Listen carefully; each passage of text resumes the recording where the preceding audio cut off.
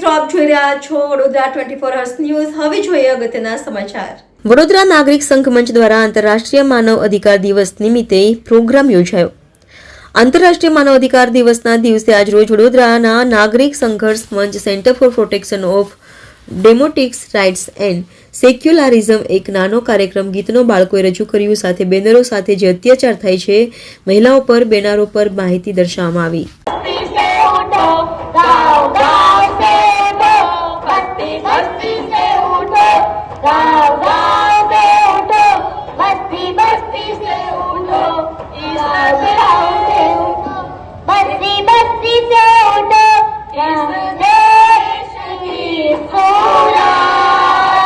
આજે છે ને આંતરરાષ્ટ્રીય માનવ અધિકાર દિવસ છે અને વડોદરા અને ગુજરાતમાં અને ભારત દેશમાં આપણે કેટલા વર્ષોથી 10મો ડિસેમ્બર માનવ અધિકાર દિવસ તરીકે આપણે ઉજવી રહ્યા છીએ. કારણ કે આપણે વર્ષોથી જોતા આવ્યા છે કે ઊંચ નીચ, નીચો, તવંગર, ગરીબ આ બધા કેવા છે, ઘણીવાર શું થાય કે એના ઉપર અત્યાચાર બહુ થાય છે. નીચલી જાતિ કહેવાતી નીચલી જાતિ, હું તો નીચલી જાતિને માનતા જ નથી, પણ કહેવાતી નીચલી જાતિ ઉપર અત્યાચાર થાય છે પૈસાની આર્થિક દ્રષ્ટિએ, વ્યવહારિક દ્રષ્ટિએ.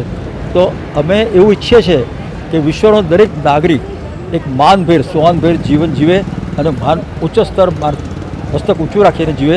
એ જ અમારો એક ઉદ્દેશ છે. એટલે જાગૃતિ લાવવાના ભાગરૂપે આજે અમે વડોદરામાં વર્ષોથી કરીએ છીએ.